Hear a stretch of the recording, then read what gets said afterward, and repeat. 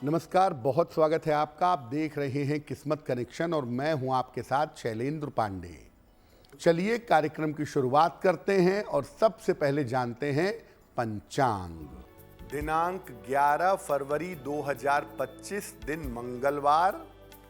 तिथि है माघ शुक्ल पक्ष की चतुर्दशी तिथि, शाम के 6:55 तक। नक्षत्र है पुष्य नक्षत्र, शाम के 6:34 तक। चंद्रमा कर्क राशि में संचरण कर रहे हैं। राहु काल का समय शाम के 3 बजे से 4:30 तक। उत्तर दिशा की तरफ यात्रा करने की मनाही है, लेकिन अगर यात्रा करना जरूरी है, मजबूरी है, तो जरा सा गुड़ खाकर और भगवान का स्मरण करके यात्रा करेंगे तो मुश्किल से बचे रहेंगे। देखिए, आज हम ये बात कर रहे हैं कि जब घर में कोई नवजात आता है, बेटा जन्म लेता है या बेटी जन्म लेती है, तो एक नए जीवन का सृजन होता है, एक नया जीवन शुरू होता है।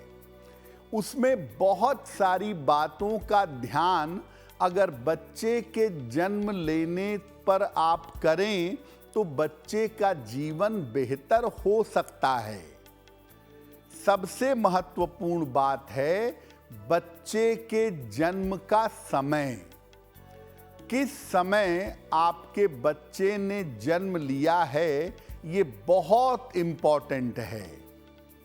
देखिए, सामान्य स्थितियों में किसी बच्चे के जन्म का समय आप डिसाइड नहीं कर सकते। सामान्यतः ऐसा संभव नहीं है।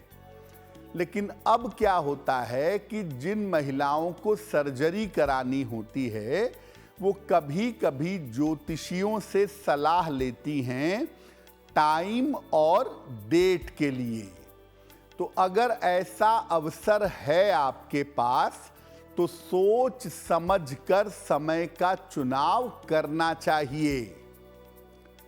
किसी बच्चे का जन्म अगर मध्य दोपहर में हो, अभिजित मुहूर्त होता है उस समय, या मध्य रात्रि में हो, उस समय भी अभिजित मुहूर्त होता है। उसको सबसे ज्यादा उत्तम माना जाता है। जब सूर्य अस्त हो रहा हो, उस समय का जन्म बच्चे के लिए कदापि अच्छा नहीं होता।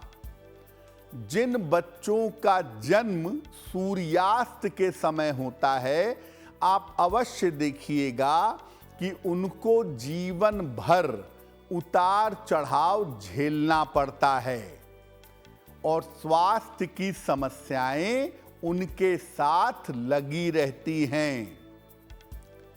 जब सूर्यास्त का जन्म होगा तो सूर्य आ जाएगा सप्तम भाव में। सप्तम भाव काल पुरुष की तुला राशि है और वहां पर सूर्य सर्वाधिक कमजोर होता है। इसीलिए अब आपके हाथ में देखिए ज्यादा कुछ होता नहीं है। अब बच्चे का जन्म ही अगर सूर्यास्त के समय हो गया तो आप कुछ नहीं कर सकते, लेकिन अगर आप टाइम डिसाइड कर रहे हैं तो सूर्यास्त के समय से आपको बचना जरूर चाहिए।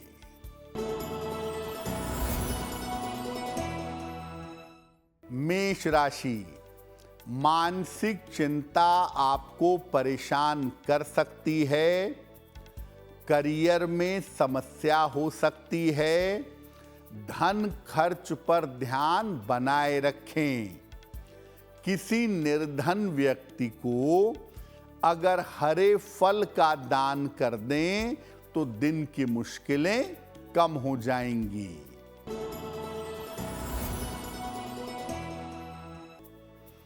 वृषभ राशि, खूब दौड़ भाग आपको करनी पड़ेगी। धन लाभ के योग आपके लिए बन रहे हैं। रिश्तों की समस्या आपकी हल होगी। खाने पीने की वस्तु का दान कर दें तो दिन बेहतर होगा।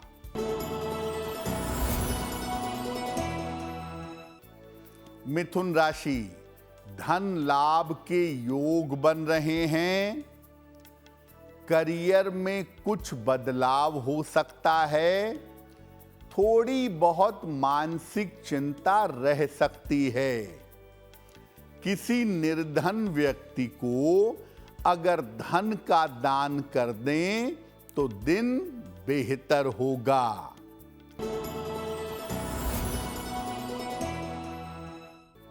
कर्क राशि, करियर में आपके सुधार होता दिख रहा है। करियर थोड़ा बेहतर होगा। धन लाभ के योग बन रहे हैं। पारिवारिक जीवन में आपके सुधार होगा। भगवान गणेश की अगर उपासना करें तो दिन बेहतर होगा। पहले हमने ये जाना कि बच्चे का जन्म समय कितना ज्यादा इंपॉर्टेंट होता है। अब दूसरी जो महत्वपूर्ण चीज है वो है जन्म का नक्षत्र। बच्चे ने किस नक्षत्र में जन्म लिया है। देखिए, बच्चे के जन्म के समय चंद्रमा जिस नक्षत्र में होता है वही बच्चे का जन्म नक्षत्र होता है। मान लिया बच्चे के जन्म के समय चंद्रमा शतभिषा नक्षत्र में था तो बच्चे का जन्म नक्षत्र होगा शतभिषा। अगर बच्चे का जन्म मूल नक्षत्र में हुआ है, अश्विनी में हुआ, अश्लेषा में हुआ, मघा में हुआ, ज्येष्ठा में हुआ, मूल में हुआ या रेवती में हुआ, 6 मूल संज्ञक नक्षत्र हैं। अगर इसमें किसी में भी जन्म हुआ है तो विशेष सावधानी रखनी होगी। मूल नक्षत्र में होने पर बच्चे का स्वास्थ्य सेंसिटिव हो जाएगा और अगर ध्यान न दिया जाए तो आगे चल करके उसके मानसिक स्थिति में समस्या आ सकती है।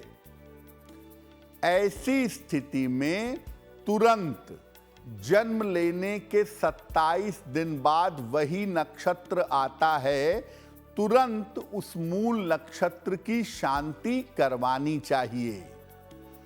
बहुत सारे माता पिता बचपन में इस बात का ध्यान नहीं देते कि बच्चे का जन्म मूल नक्षत्र में हुआ है और वो उसकी शांति नहीं कराते। आगे चल करके बच्चे के स्वास्थ्य पर और उसकी मानसिक स्थिति पर इसका बुरा प्रभाव पड़ता है। तो जब आपको पता चल जाए, पूरे विधि विधान से मूल नक्षत्र की शांति करवाइए, नहीं तो ये आपके बच्चे के स्वास्थ्य को और उसकी मानसिक स्थिति को समय समय पर खराब करता रहेगा।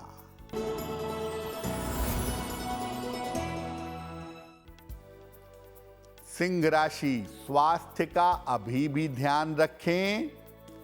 करियर में लापरवाही न करें। वाहन सावधानी से चलाएंगे। किसी निर्धन व्यक्ति को अगर हरे फल का दान कर दें तो दिन की मुश्किलें कम हो जाएंगी।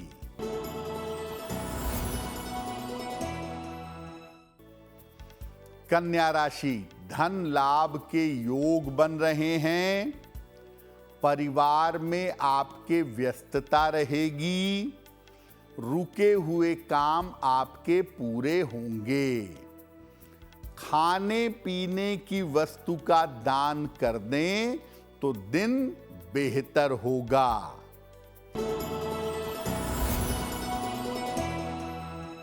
तुला राशि, काम की स्थिति में आपके थोड़ा सा बेटरमेंट, सुधार होता दिख रहा है। धन लाभ के योग बन रहे हैं। संपत्ति का लाभ भी हो सकता है।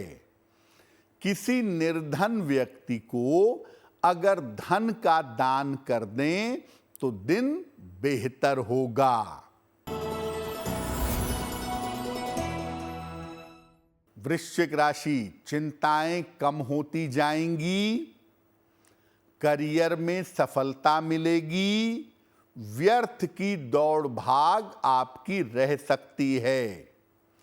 भगवान गणेश की अगर उपासना करें तो दिन बेहतर होगा। तो देखिए, बच्चे के जन्म का समय बहुत महत्वपूर्ण है। बच्चे के जन्म का नक्षत्र बहुत महत्वपूर्ण है और बच्चे का चंद्रमा भी बड़ा महत्वपूर्ण है, बहुत इंपॉर्टेंट है। क्योंकि किसी भी बच्चे का जो एक्चुअल बचपन है वो चंद्रमा के प्रभाव में ही बीतता है। बच्चे के चंद्रमा से बचपन में उसका आयु का मामला, उसकी उम्र कितनी होगी और उसका स्वास्थ्य बचपन में कैसा रहेगा, ये निर्धारित होता है। अगर चंद्रमा खराब स्थानों में है, 6, 8, 12 में है, तो बच्चे को शुभ परिणाम नहीं देगा। बहुत सारे बच्चे बचपन में बड़े बीमार होते हैं, वो वही होते हैं जिनका चंद्रमा खराब होता है। अगर चंद्रमा बालारिष्ट योग बना रहा है, 6, 8, 12 में है, पाप ग्रहों से प्रभावित है, बच्चे के केंद्र में शुभ ग्रह नहीं है, तो ये बच्चे की आयु के लिए खतरनाक हो सकता है। इसीलिए अगर बच्चे की कुंडली में बालारिष्ट योग होता है तो माता पिता तुरंत सतर्क होकर के उसके उपाय करते हैं। तो जैसे ही बच्चे का जन्म हो, चंद्रमा पर जरूर विचार करिए। और ऐसे में अगर बालारिष्ट है बच्चे की कुंडली में, उम्र के 8 वर्ष तक उसकी आयु पे घनघोर संकट है, तो बच्चे की आयु रक्षा और स्वास्थ्य के लिए माता पिता को तुरंत उपाय करना चाहिए। देखिए, मैं ये नहीं कहूँगा कि बच्चा पैदा हो तो आप कुंडली बनवा के ये पूछने लगिए कि उसकी शादी कब होगी या वो क्या करेगा। ये सब 12 साल के बाद सोचिएगा। लेकिन इतना जरूर देख लीजिए या इतना किसी विद्वान ज्योतिषी से जरूर दिखवा लीजिए कि मेरे बच्चे का जन्म हो गया है, इसके लिए पहले 8 साल में कोई संकट तो नहीं है। क्योंकि ज़्यादातर जो बालारिष्ट का संकट होता है वो पहले 8 साल में होता है। और अगर वो संकट है और आप उसको नज़रअंदाज कर देंगे तो आपको बड़ी तकलीफ होगी, उसका प्रभाव अगर एक्टिव हो जाता है तो। धनु राशि, मानसिक चिंता हो सकती है। ऑफिस में विवादों से बचाव करें। दूसरों के मामलों में टांग मत अड़ाइए, दूसरों के मामलों में मत पड़िए। किसी निर्धन व्यक्ति को अगर हरे फल का दान कर दें तो दिन की मुश्किलें कम हो जाएंगी।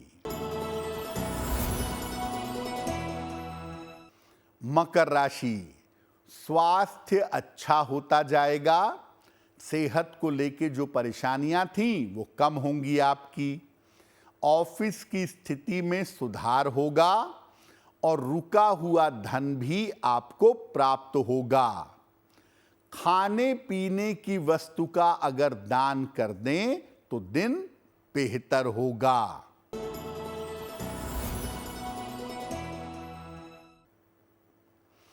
कुंभ राशि, स्वास्थ्य में सुधार होगा। आर्थिक स्थिति अच्छी रहेगी। करियर में सफलता मिलेगी। किसी निर्धन व्यक्ति को अगर धन का दान कर दें तो दिन बेहतर होगा। मीन राशि, चिंताएं थोड़ी कम हो जाएंगी, काम की रुकावट दूर होगी और नौकरी की स्थिति थोड़ी बेहतर हो जाएगी, प्रेशर कम हो जाएगा। भगवान गणेश की अगर उपासना करें तो दिन बेहतर होगा। अब देखिए, बच्चे का जन्म का समय क्या है, जन्म का नक्षत्र क्या है, चंद्रमा की स्थिति कैसी है, इसमें आप ज़्यादा दिमाग नहीं लगा सकते, क्योंकि 4 मिनट में कुंडली बदल जाती है।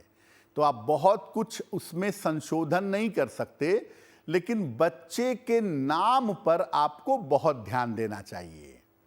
बच्चे का नाम कितना महत्वपूर्ण होता है? देखिए, बच्चे की जो राशि है उसका जो अक्षर है, जैसे मान लिया बच्चे की राशि है मेष, और मेष का पहला अक्षर होता है चू, चे, चो, ला। ये अश्विनी के 4 अक्षर हो गए। अब मान लिया बच्चे की राशि का नाम चे अक्षर से आता है, तो उसको आप जान लीजिए कि आपके बच्चे का नाम चेत है या चेला राम है, लेकिन चे अक्षर से बच्चे का नाम नहीं रखेंगे। यानी जो राशि नाम का अक्षर है उससे बच्चे का नाम रखना शुभ नहीं होगा। आपके बच्चे की कुंडली में कोई ना कोई ग्रह मजबूत जरूर होगा। ऐसा तो हो ही नहीं सकता कि बच्चे की कुंडली में सारे ग्रह चौपट हों। तो जो ग्रह कुंडली में मजबूत है उसके अक्षर से बच्चे का नाम रखना अनुकूल होगा। जैसे मान लिया आपके बच्चे का मंगल बड़ा शानदार है, बहुत बढ़िया बैठा हुआ है, तो मंगल का जो प्राइमरी अक्षर है वो है ए, तो आप अपने बच्चे का नाम ए से रख सकते हैं। जिन नामों का कोई अर्थ नहीं होता ऐसे नाम मत रखिए। विवान, किवान, सुवान, अनान, पता नहीं कौन कौन सी भाषा के कौन कौन से नाम हैं, ईश्वर ही जानता होगा कि इनके अर्थ क्या हैं। जिसका अर्थ बच्चे को या सामान्य लोगों को पता ही ना हो, ऐसा नाम क्यों रखना? आपके पास संस्कृत जैसी इतनी अद्भुत भाषा है और उसमें सहस्त्र नाम हैं, हजारों लाखों नाम आपको मिलेंगे और एक से एक सुंदर नाम मिलेंगे जिनका सार्थक अर्थ होगा। तो हिंदी या संस्कृत का कोई सार्थक नाम चुन करके नाम रखिए, ज्यादा अच्छा होगा। अगर देवी देवता के नाम पर बच्चे का नाम रखते हैं, राम रखते हैं, कृष्णा रखते हैं, शिवा रखते हैं, तो नाम को बिगाड़िए नहीं, बुलाने में नाम मत बिगाड़िए। राम को रामू कर दिया, ये सब मत करिए। जो भगवान का नाम बच्चों का नाम रखा जाता है वो इसलिए रखा जाता है कि आप उसी बहाने भगवान का नाम बार बार उच्चारण करेंगे, और जब बार बार नाम उच्चारण करेंगे तो आपके नाम मंत्र का जप होगा। इसीलिए पहले देखिए लोग नाम क्या रखते थे, शिव प्रकाश, कृष्ण दयाल, राम अवतार, वो इसीलिए रखते थे कि इसी बहाने परमात्मा का स्मरण होगा। लेकिन अब लोग अगर भगवान का नाम रखते भी हैं तो कृष्णा को किशनवा कहने लगते हैं। ये सब मत करिए, भगवान के नाम के साथ खिलवाड़ मत करिए और बच्चे का नाम जरा सार्थक रखिए ताकि बच्चा जीवन में सार्थक तरीके से उन्नति कर सके। अगर आप अपना मोटापा कम करना चाहते हैं, रात को 1 चम्मच जीरा 1 कप पानी में भिगा दीजिए और सुबह उठ करके खाली पेट उस पानी को पीजिए। गर्मियों के मौसम की शुरुआत हो रही है, ठंडा पानी पीने से परहेज करिए। ठंडा पानी पीने से भी मोटापा बढ़ जाता है। अगर आपको बार बार अपने मित्रों से धोखा मिलता हो तो आप क्या करेंगे? रोज सवेरे सूर्य भगवान को जल जरूर अर्पित करिएगा। सुबह और शाम दोनों समय शांति से बैठकर, प्रेम से बैठकर हनुमान चालीसा का पाठ करिएगा और हर मंगलवार को गुड़ का दान करिएगा। अगर आप ऐसा नियमित रूप से करें तो किसी भी तरह के धोखे से सुरक्षित बने रहेंगे। तो आपका दिन शुभ हो, मंगलमय हो, इसी कामना के साथ मुझे दीजिए इजाजत। देश और दुनिया की तमाम खबरों के लिए देखते रहिए गुड न्यूज़ टुडे। नमस्कार।